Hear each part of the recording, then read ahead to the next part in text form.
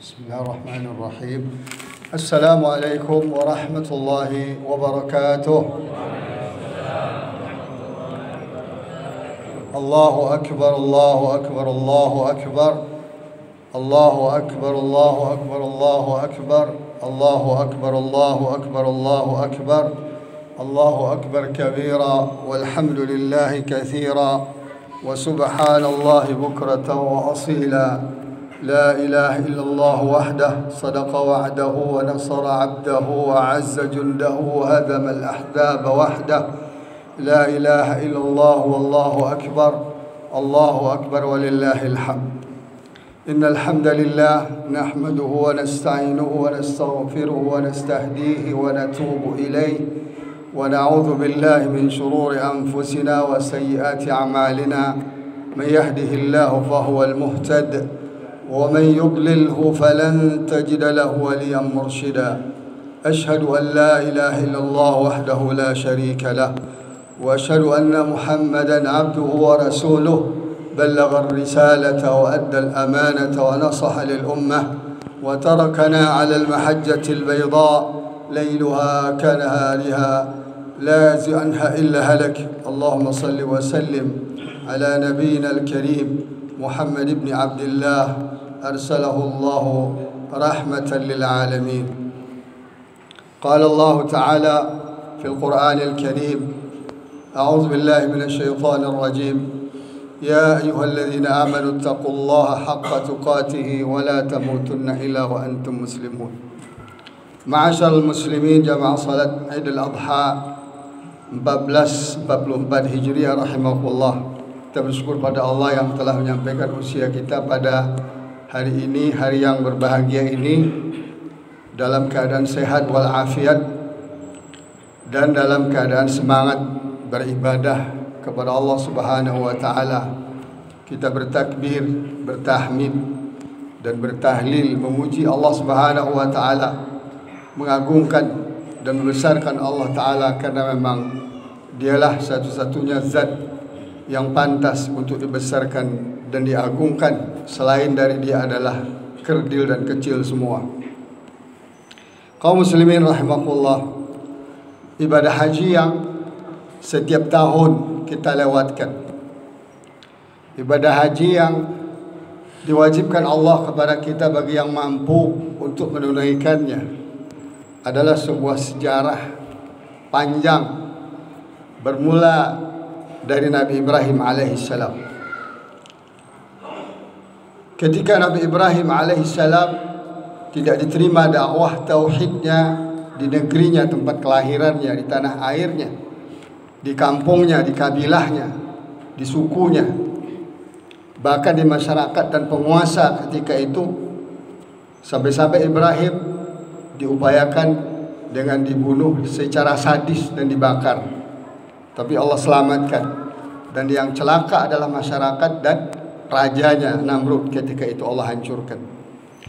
Nabi Ibrahim diperintahkan Allah hijrah, pertama ke Palestina, kemudian ke Mekah. Setelah Nabi Ibrahim hijrah ke sana, di sebuah tempat di lembah yang bebatuan, tidak ada pohon satupun, tidak ada sumber air. Allah suruh pilih di situ tempat, biwadin ghairi zi zar'in inda baitikal muharram, di sebuah tempat lembah bebatuan di samping rumah Allah yang mulia, yaitu Ka'bah. Karena Ka'bah ini dibangun pertama kali oleh Nabi Nuh alaihissalam, oleh Nabi Adam alaihissalam, atau disebut juga Masjidil Haram, dibangun oleh Nabi Adam alaihissalam, masjid yang pertama di dunia. Kemudian setelah 40 tahun Allah perintahkan Nabi Adam membangun Masjid Al-Aqsa. Berjalan dengan waktu, anak cucu Adam,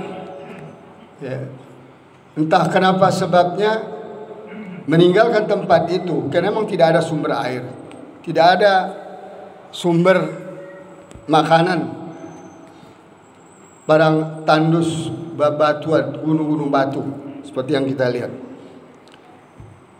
Tapi dengan kehendak Allah Ta'ala, dengan hikmahnya, Nabi Ibrahim Allah suruh hijrah ke sana untuk membangun sebuah komunitas baru, masyarakat baru, dengan tauhid, karena dibangun dari nol.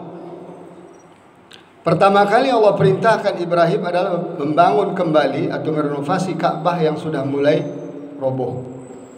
Dan itu dilakukan setelah beberapa tahun Nabi Ibrahim tinggal di Mekah, setelah anaknya Ismail beranjak dewasa.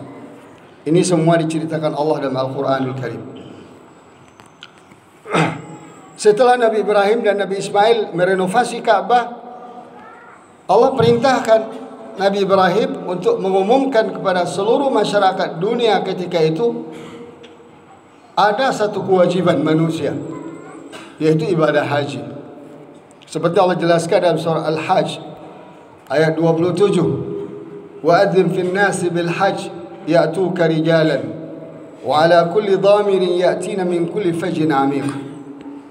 Umumkanlah wahai Ibrahim kepada segenap manusia, mereka akan datang menjawab pengumuman dan panggilanmu itu berjalan kaki maupun dengan onta-onta yang kurus, artinya melalui perjalanan yang sangat jauh dari segala penjuru dunia.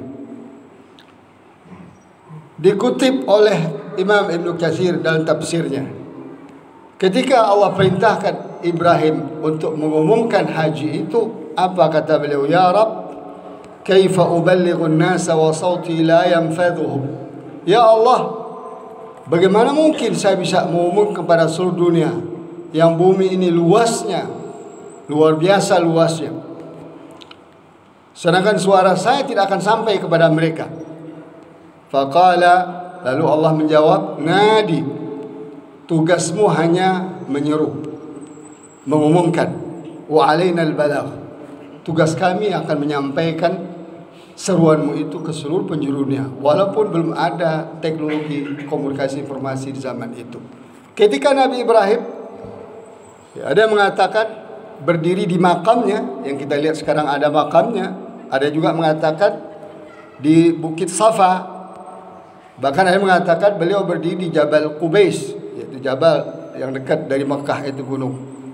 Lalu dia berkata, ya ayuhan nas, inna rabbakum qad ittakhadha baitan fahajjuh. Wahai manusia, Allah telah jadikan untuk kalian sebuah rumah, Baitullah, maka berhajilah kalian. Nah, oleh karena itu kaum muslimin rahimakumullah, ibadah haji ini unik dan sangat unik. Persiapan ibadah haji memerlukan beberapa bulan. Sampai Allah katakan, al-hajju asyhurun ma'lumat. Pelaksanaan haji itu memerlukan beberapa bulan yang ditentukan. Kenapa? Karena akan diikuti jutaan umat muslim dari seluruh penjuru dunia, dan harus di tempat yang sama, pada waktu yang sama, dengan pola ibadah yang sama, zikir, tasbih, takbir, tahlil atau talbiyah yang sama, ucapan yang sama, dan bahkan dengan bentuk dan warna pakaian yang sama pula. Rangkaian ibadah haji ini sebenarnya dimulai dari tanggal 1 Zulhijjah sampai tanggal 12 dan 13. Oleh karena itu 10 hari pertama bulan Zulhijjah ini sangat Allah agungkan dan sangat Allah muliakan dan sangat Allah cintai orang-orang yang melakukan amal soleh dalam 10 hari pertama itu. Bukan hanya ibadah haji, termasuk puasa Arafah yang dilakukan oleh umat Islam yang tidak sedang menunaikan ibadah haji. Sedangkan puncak ibadah haji itu adalah Arafah, dan Arafah itu adanya di sana, bukan di sini. Oleh karena itu Rasulullah SAW mengatakan al-hajju Arafah, puncak haji itu adalah Arafah. Kemudian diikuti dengan Yaumun Nahar, hari berkorban. Setelah hari Arafah, Yaumun Nahar, ya, semua ibadah yang melakukan ibadah haji, yang tidak melakukan ibadah haji, yang mampu disyariatkan untuk memotong hewan dengan nama kurban, artinya taqarrub ilallah, sebagai salah satu cara yang Allah syariatkan untuk kita bertakarrub, mendekatkan diri kepada Allah. Kaum muslimin Jamaah salat Idul Adha yang dirahmati Allah. Secara syar'i kita juga tahu melalui lisan Rasul sallallahu alaihi wasallam dan firman Allah Subhanahu wa taala dalam Al-Qur'an bahwa ibadah haji itu Allah syariatkan, Rasulullah ajarkan kepada umat Nabi Muhammad SAW sebagai kelanjutan dari umat Nabi Ibrahim alaihissalam, dan ditetapkanlah menjadi rukun Islam yang kelima, menjadi fardu setelah syahadatain, salat, zakat dan puasa. Oleh karena itu banyak orang yang nyinyir, kenapa harus berhaji, kenapa harus berkurban, buang-buang dana, kenapa harus berhaji, buang uang, buang devisa, kenapa enggak disedekahkan saja kepada fakir miskin. Banyak yang nyinyir kenapa harus berkorban, membuat kotor lingkungan, lebih baik uangnya saja dikorbankan. Ini tentulah celotehan orang-orang yang benci kepada syariat Allah, orang-orang yang tidak memahami hikmah dari setiap syariat Allah yang Allah syariatkan kepada makhluknya yang bernama manusia. Allahu Akbar, Allahu Akbar, Allahu Akbar, walillahil hamd. Pantas kita bertanya, apa rahasia besar di balik ibadah haji itu? Kenapa sedemikian rupa diatur sejak zaman Nabi Ibrahim alaihissalam dan disempurnakan dan dilanjutkan oleh Nabi kita Muhammad sallallahu alaihi wasallam dan berlanjut sampai hari kiamat nanti, tidak akan pernah berhenti. Islam, umat Islam boleh kalah di mana-mana, tapi ibadah haji akan berjalan terus. Islam, umat Islam boleh mundur, tapi ibadah haji akan berjalan terus, karena ini merupakan ketetapan Allah. Tidak ada satu manusia pun yang bisa menghambatnya, karena di baliknya ada rahasia besar.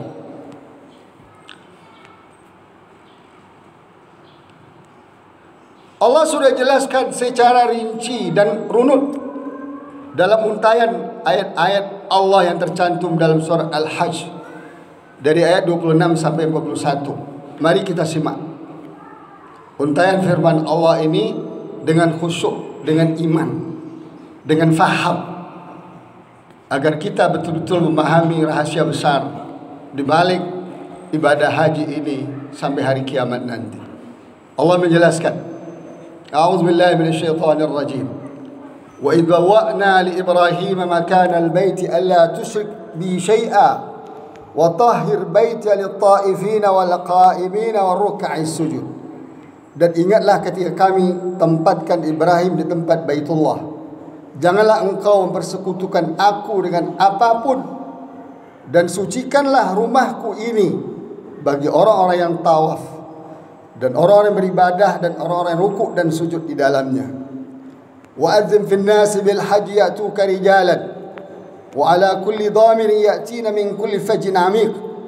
Dan serulah manusia untuk mengerjakan ibadah haji, niscaya mereka akan datang kepadamu dengan berjalan kaki atau mengendarai setiap unta yang kurus, karena saking jauhnya perjalanan mereka datang dari segenap penjuru yang jauh.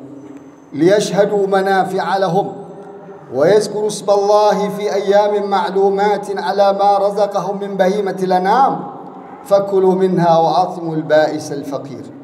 Agar mereka menyaksikan berbagai manfaat untuk mereka, dan agar mereka menyebut nama Allah pada beberapa hari yang telah ditentukan atas rezeki yang Dia berikan kepada mereka berupa hewan ternak. Maka makanlah sebagian darinya, dan sebagian yang lain berikanlah untuk dimakan oleh orang-orang yang sengsara, fakir dan miskin. Thumma liyaqdu tafatahum wa liyufu nuzurahum wa litawafu bil baitil atiq. Kemudian hendaklah mereka menghilangkan kotoran, membersihkan diri yang ada di badan mereka, menyempurnakan nazar-nazar jika mereka bernazar, melakukan tawaf di sekeliling rumah tua, yaitu Baitullah Al-Atiq.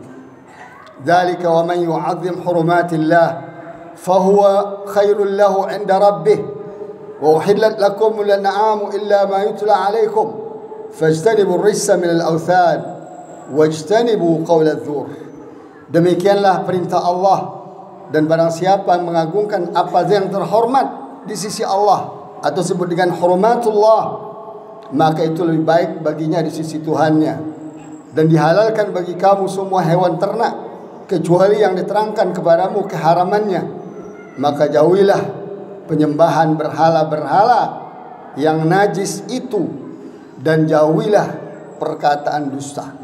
Hunafa'a lillahi ghaira musyrikin bih, wa man yusyrik billahi faka'annama kharra minas sama' fatakhtafuhu at-tayru aw tahwi bihi ar-ruh bihi ar-rih fi makanin sahiq. Beribadahlah dengan ikhlas dan dengan mentauhidkan Allah tanpa mempersekutukannya. Barang siapa yang bersekutukan Allah, maka seakan-akan dia jatuh dari langit lalu disambar oleh burung atau diterbangkan angin ke tempat yang jauh. Dzalika wa man yu'azzim sya'airallah fa innaha min taqwal qulub. Demikian itu perintah Allah, dan barang siapa mengagungkan syiar-syiar Allah, maka sesungguhnya hal itu timbullah dari ketakwaan yang ada di dalam hati mereka. Lakum fiha manafi'u ila ajalin musamma thumma mahilluha ila al-baitil atiq. Bagi kamu padanya hewan-hewan korban itu ada beberapa manfaat sampai waktu yang ditentukan, kemudian tempat penyembelihannya adalah sekitar Baitullah. Ini bagi jamaah haji. Walikulli ummatin ja'alna mansakan liyadhkuru ismallahi ala ma razaqahum min bahimatil an'am fa ilahukum ilahu wahid falahu aslimu wa basyiril mukhbitin. Dan bagi setiap umat telah kami syariatkan penyembelihan kurban agar mereka menyebut nama Allah atas rezeki yang dikaruniakan Allah kepada mereka berupa hewan ternak. Maka Tuhanmu ialah Tuhan yang Maha Esa, la ilaha illallah. Karena itu berserah dirilah kamu kepadanya dan sampaikanlah wahai Muhammad kabar gembira kepada orang-orang yang tunduk dan patuh kepada Allah. Alladzina idza dzukirallahu wajilat qulubuhum was-sabirina 'ala ma asabahum wal muqimis salati wa mimma razaqnahum yunfiqun. Yaitu orang-orang apabila disebut nama Allah hati mereka bergetar. Orang yang sabar atas apa yang menimpa mereka, dan orang yang melaksanakan salat, dan orang yang menginfakkan sebagian rezeki yang kami berikan kepada mereka. Wal budna ja'alnaha lakum min sya'airillah lakum fiha khair fazkuru ismallahi 'alaiha sawaf fa idza wajabat junubuha fakulu minha wa atimul qani'a wal mu'tar kadzalika sakharnaha lakum la'allakum tashkurun. Dan unta-unta itu kami jadikan untukmu bagian dari syiar agama Allah, kamu banyak memperoleh kebaikan darinya. Maka sebutlah nama Allah ketika kamu akan menyembelihnya dalam keadaan berdiri atau dalam keadaan kaki-kaki yang telah terikat. Kemudian apabila telah rebah atau mati, makanlah sebagian dagingnya dan berikanlah kepada orang-orang yang merasa cukup dengan apa yang ada padanya, dengan dia tidak meminta-minta. Orang miskin yang tidak minta-minta dan orang miskin yang meminta-minta. Demikianlah kami tundukkan unta-unta itu untukmu agar kamu bersyukur. La yanalallaha luhumuha wala dima'uha walakin yanaluhu at-taqwa minkum. Kadzalika sakhkharaha lakum litukabbirullaha ala ma hadakum wa basyiril muhsinin. Daging hewan kurban dan darahnya itu sekali-kali tidak akan sampai kepada Allah, tetapi yang sampai kepada Allah ketakwaanmu. Demikianlah dia menundukkan unta itu untukmu agar kamu mengagungkan Allah atas petunjuk yang telah dia berikan kepadamu, dan sampaikanlah kabar gembira kepada orang-orang yang berbuat baik. Innallaha yudafi'u 'anil ladzina amanu innallaha la yuhibbu kulla khawanin kafur. Sesungguhnya Allah membela orang yang beriman. Sungguh Allah tidak menyukai setiap orang yang berkhianat dan kufur nikmat. Udzina lil ladzina yuqataluna bi annahum zulimu wa innallaha ala nasrihim laqadir. Diizinkan berperang kepada umat Islam yang dizalimi atau mereka diperangi, dan sungguh Allah Maha Kuasa menolong mereka itu. Alladzina ukhriju min diyarihim bighairi haqq illa an yaqulu rabbuna Allah walaula daf'ullahi an-nasa ba'dahum bi ba'd lahuddimat sawami'u wa bi'u wa salawatu wa masajid yuzkaru fiha ismullahi katsira wa la yansuranna Allahu man yansuruhu innallaha laqawiyyun aziz. Yaitu orang-orang yang diusir, orang-orang Islam yang diusir dari kampung halaman mereka tanpa alasan yang benar, kecuali karena mereka mengatakan Tuhan kami adalah Allah, Tuhan yang Esa. Seandainya Allah tidak menolak keganasan sebagian manusia dengan sebagian yang lain, tentulah telah dirobohkan biara-biara Nasrani, gereja-gereja, rumah-rumah ibadah orang Yahudi, dan masjid-masjid umat Islam yang di dalamnya banyak disebut nama Allah. Allah pasti akan menolong orang-orang yang menolong agamanya, yaitu Islam. Sungguh Allah Maha Kuat, Maha Perkasa. Alladzina immakkannahum fil ardi aqamus salah wa atawuz zakah wa amaru bil ma'ruf wa nahu 'anil munkar walillahi 'aqibatul umur. Yaitu orang-orang yang diberikan kekuasaan di atas muka bumi, mereka menegakkan salat, menunaikan zakat, melakukan amar ma'ruf dan nahi 'anil munkar, dan bagi Allah lah tempat kembali yang baik. Dari 16 ayat yang sangat runut tersebut dapat kita pahami di antara rahasia besar ibadah haji dengan berbagai rangkaiannya adalah deklarasi tauhid umat Islam sedunia, atau deklarasi global tauhid yang harus dikumandangkan setiap tahun, tidak boleh berhenti, dan dilakukan secara bersama-sama setahun sekali atau setiap tahun, dan itu bergiliran umat Islam. Mungkin inilah hikmah haji itu cuma satu kali wajibnya dalam seumur hidup, agar saudara kita yang lain terlibat dan ikut aktif dalam mendeklarasikan tauhid ini kepada seluruh penjuru dunia. Dalam konteks pribadi, deklarasi tauhid itu diucapkan setiap muslim dan muslimah saat mereka salat, saat mereka melakukan salat dengan kalimat syahadat ketika bertasyahud, asyhadu an la ilaha illallah wa asyhadu anna muhammadar rasulullah.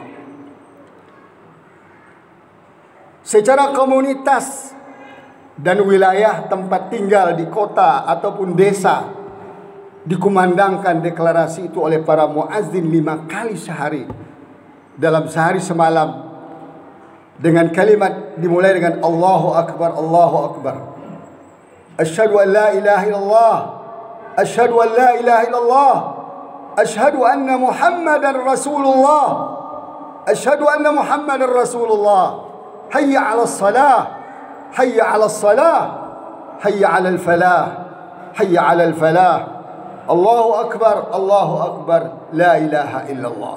Sungguh bumi ini tidak pernah sepi sedetik pun dari kumandang azan tersebut, saut bersaut dari satu wilayah ke wilayah yang lain, sehingga melingkari bumi yang 40.000 kilometer ini. Oleh karena itu tidak sedikit orang yang banyak membencinya azan ini dan berupaya untuk dihilangkan dari masjid-masjid kita, karena mereka tahu hakikatnya ini adalah deklarasi tauhid setiap tempat dan waktu. Secara global, deklarasi tauhid ini dilakukan oleh para jamaah haji yang datang dari seluruh penjuru dunia di tanah suci Mekah dan sekitarnya, khususnya sejak hari Tarwiyah 8 Zulhijjah sampai hari Tasyrik 12 atau 13 Zulhijjah, dengan lafaz yang sama, labbaik Allahumma labbaik, labbaik la syarika lak labbaik, innal hamda wa ni'mata lak wal mulk la syarika lak. Sungguh indah deklarasi global ini. Kami menjawab panggilanmu ya Allah. Kami menjawab panggilanmu ya Allah. Apa itu? Tidak ada sekutu bagimu. Kami menjawab panggilanmu ya Allah. Sesungguhnya segala puja dan puji dan nikmat hanya datang darimu, dan kerajaan alam semesta ini milikmu. La syarika lak, tidak ada sekutu bagimu. Tak sedikit pula manusia membenci ibadah haji ini dengan berbagai alasan seperti membuang-buang uang. Dan bahkan ada mengatakan orang gila itu, Indonesia juga tanah suci, untuk apa pergi ke tanah suci? Ini benar-benar gila dan antek Yahudi dan Nasrani dan Majusi dan berbagai macam manusia yang sangat benci kepada Islam.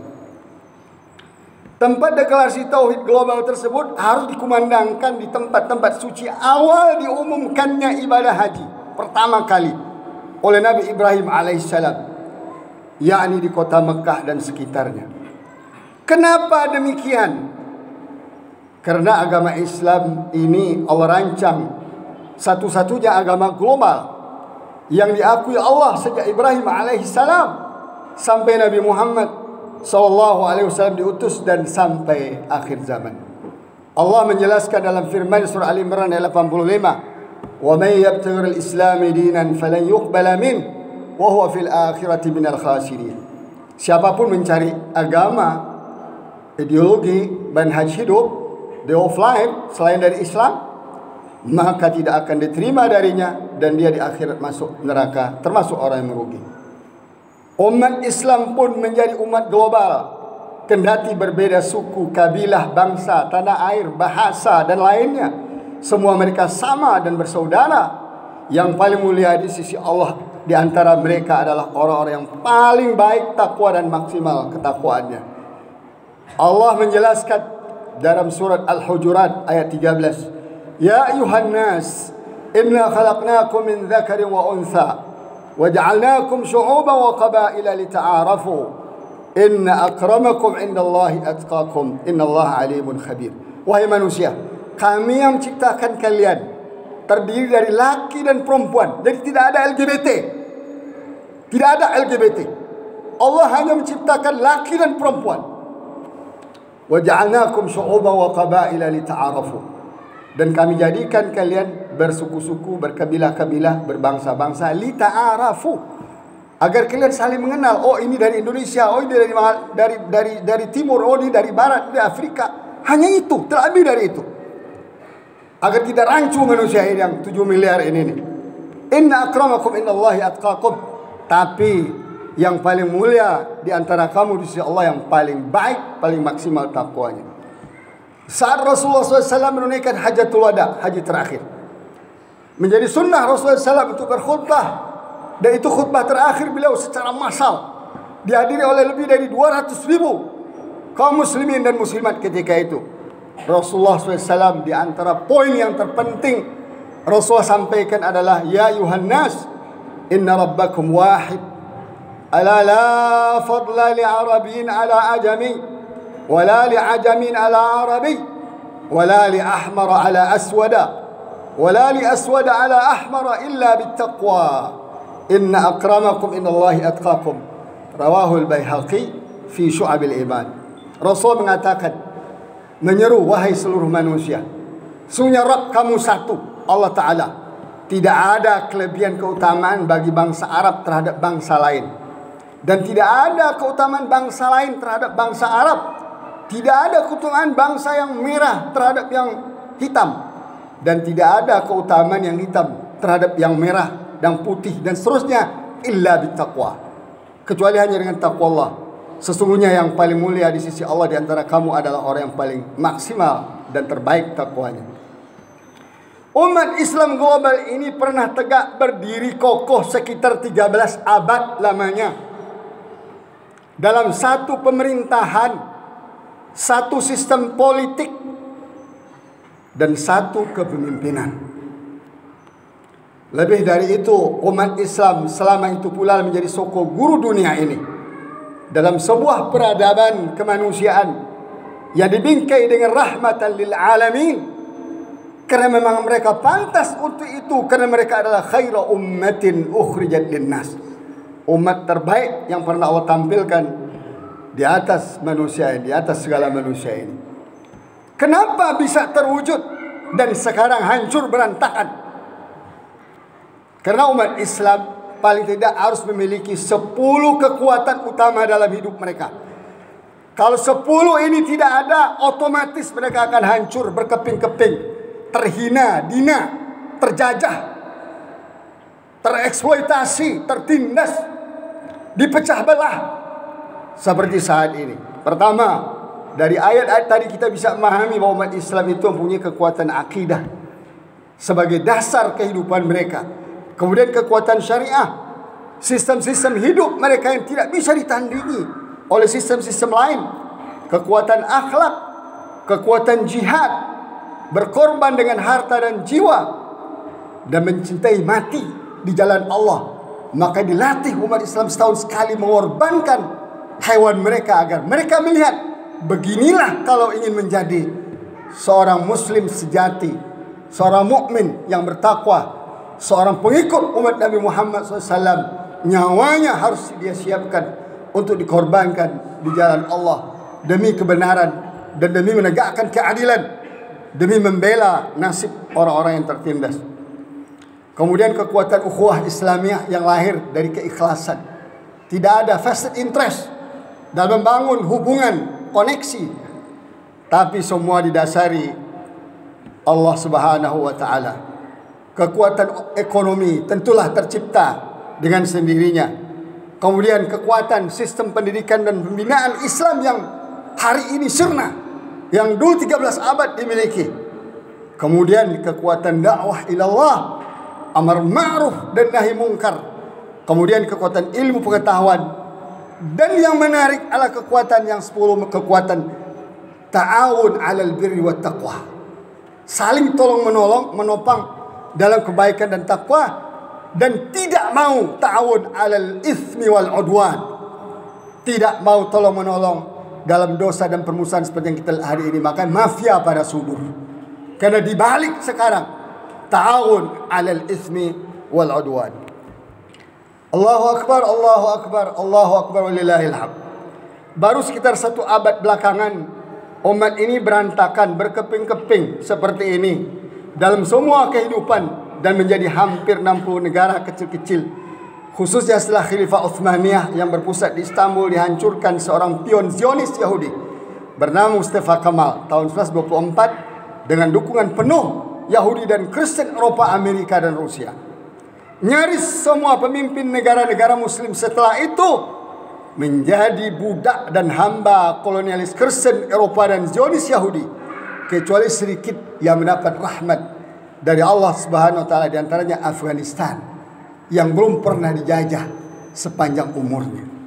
Bahkan Afghanistan sangat besar jasanya menghancurkan 3 penjajah raksasa sepanjang sejarah manusia modern, yakni Inggris tahun 1800-an, kemudian Uni Soviet, ex-Uni Soviet tahun 1909 sampai 92, dan terakhir ini kesombongan Amerika dan sekutunya Eropa hancur di tangan mujahidin Taliban Afghanistan dari 2001 sampai tahun 2021. Kendati demikian, kaum muslimin rahimakumullah, kita tidak perlu khawatir. Karena globalisasi Islam, kepemimpinan Islam ini akan tegak kembali di akhir zaman ini. Jangan khawatir. Karena agama Allah ini, agama Islam ini milik Allah. Risalah Muhammad milik Allah Ta'ala. Allah akan menegakkannya kembali, di antaranya melalui sebuah berita gembira dari Nabi kita Muhammad sallallahu alaihi wasallam. Riwayat Imam Ahmad, takunu nubuwatu fikum ma syaa Allah an takun, thumma yarfa'uha Allah taala. Nanti akan ada kamu itu dipimpin oleh kenabian sampai Allah kehendaki dan Allah akan angkat. Kemudian thumma takunu khilafatan ala minhajin nubuwah. Kemudian akan tegak khilafah berdasarkan minhaj kenabian sampai Allah kehendaki, masya Allah an takun summa yarfa'ha, kemudian Allah angkat. Thumma takunu mulkan jabri 'addan, kemudian akan digantikan khilafah itu oleh kerajaan yang menggigit, kerajaan yang merubah sistem dari syura kepada turun temurun. Itu dimulai dari khilafah Umayyah sampai terakhir khilafah Utsmaniyah 1924. Kemudian Allah akan angkat Kemudian thumma takun mulkan jabriyah. Kemudian setelah itu akan ada mulkan jabriyah, kerajaan diktator bengis militeristik. Kapan itu? Setelah khilafah Utsmaniyah jatuh 1924 sampai hari ini. Mulkan jabriyah lah yang menguasai kita hari ini. Kenapa? Karena mereka adalah budak-budak kaum kafir, budak-budak Yahudi dan Nasrani, dan budak-budak PKI, budak-budak komunisme dan sebagainya. Tapi apakah akan bertahan? Tidak. Rasulullah katakan apa? Fayakun masyaallah an yakun. Dia hanya akan bertahan sesuai kehendak Allah. Tsumma yarfa'ha. Kemudian Allah akan angkat. Setelah itu apa? Tsumma takunu khilafatan ala minhajin nubuwah. Akan bangkit kembali sebagai sistem khilafah berdasarkan minhaj nubuwah, bukan minhaj setan. Seperti yang banyak diklaim. Negara Islam di Indramayu itu negara setan itu.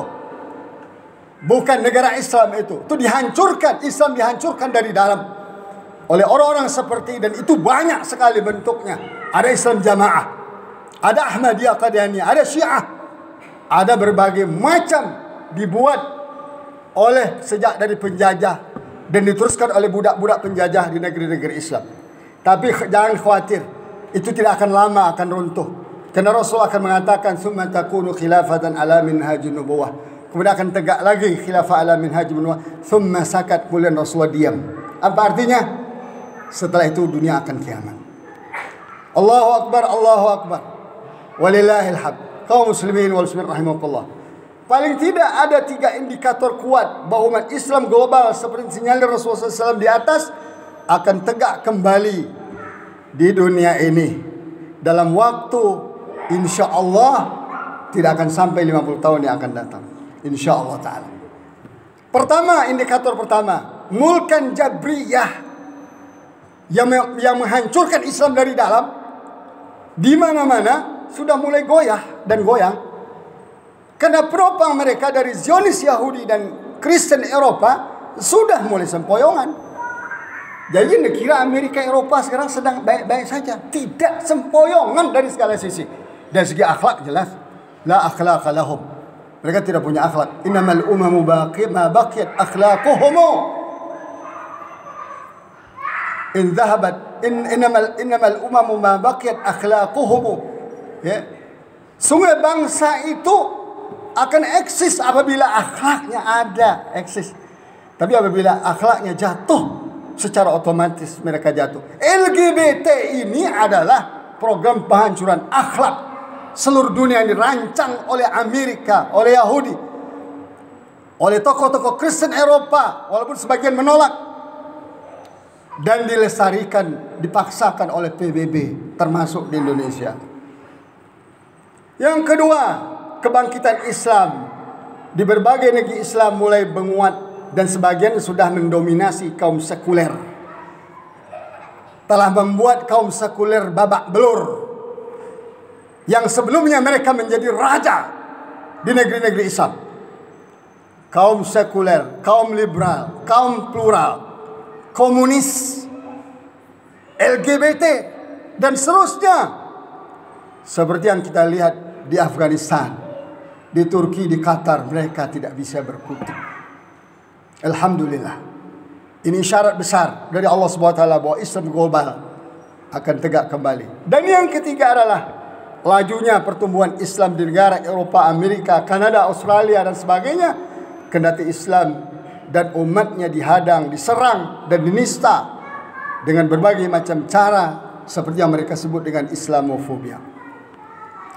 Karena Allah sudah berjanji sejak 14,5 abad yang lalu untuk selalu membela agamanya dan menciptakannya unggul di atas segala agama dan paham yang ada di atas muka bumi ini.